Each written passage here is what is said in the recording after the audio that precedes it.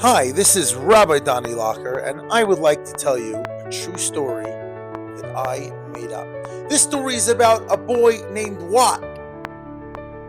What? What? What? No, his name was Watt. Oh, okay. Now I get it. Okay. So here's a story about a boy named Watt. Watt is an only child. And as you know, many only children, they're at home. They kind of assume everything is theirs. And Watt had it worse than most because his mother, really worried that Watt wouldn't get enough nutrition, had a rule. You have to finish everything that's served. How many of you guys have parents with a rule like that? You got to finish what's on your plate.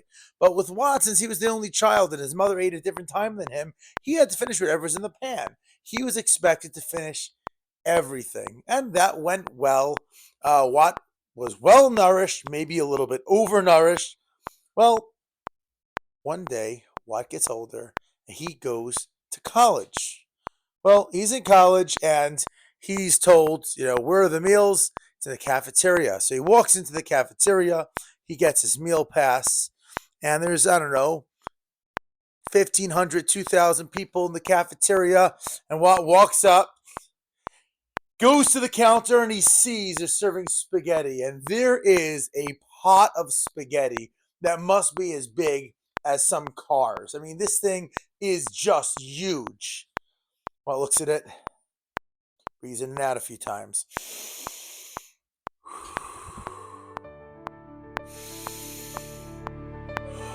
You got this. He goes ahead, he takes two gigantic forks, and he just goes to town. He attacks the pot.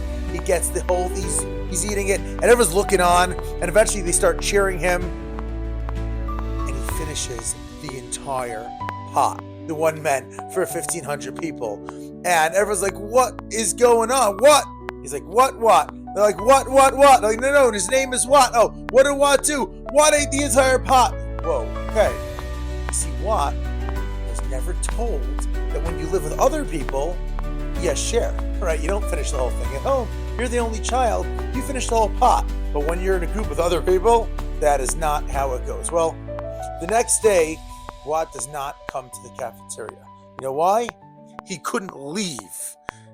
He was so full and so big, he couldn't even fit through the doors out. He sleeps in the cafeteria. The next day they make, oh boy, pizza. And there's 500 pizza pies. And Watt's like, okay, I'm going to do this, right? And he goes and we won't even finish the story because I don't want to cause you that kind of pain and suffering to know what Watt and his roommates would then go through after having all that pizza. Some of us have the attitude, some of us think and we feel that when we have stuff, it's all for us and we have to use it all, or we should use it all. God gave us brains, God gave us money, God gave us skills, whether it's skills being good at music or sports or you're intelligent, you're good at math. And the reality is, like Watt, we have to learn that everything that God gives us, they're not just meant for us. That big pot of spaghetti is not just for you, Watt. It's for a lot of people to share. Those skills you have, God to give it to you so you can keep it selfishly to yourself.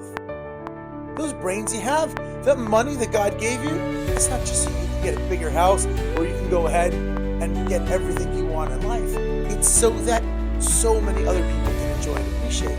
This is something we learn constantly through the Torah, right? We have the building of the Mishkan, the portable temple in the desert. What is it based on? Listen, God's got big resources. You can get a big government contract, government funding, get a grant, but no, that's not how it goes. He needs people. The people give. What do people have to give? Because God is teaching us a lesson that what you have to share with others. What you have is not just for you, it's for everyone. So every one of you listening to this, think about a skill that you have, or think about a resource that you have. Think about something that you have that someone else can gain benefit from. Maybe it's spaghetti, or maybe it's pizza, candy, or ice cream. But more likely, it's being good in school, or good at a skill, or being friendly, having a smile that you can share. Do something about that. Help other people out. Don't be like what? What? I don't know. Don't be like what? Be like God, who shares everything with so many of us, all of us, really. Well, wishing you a wonderful Shabbat Shalom. And once again, this is a completely true story that I made up because I only make up true stories.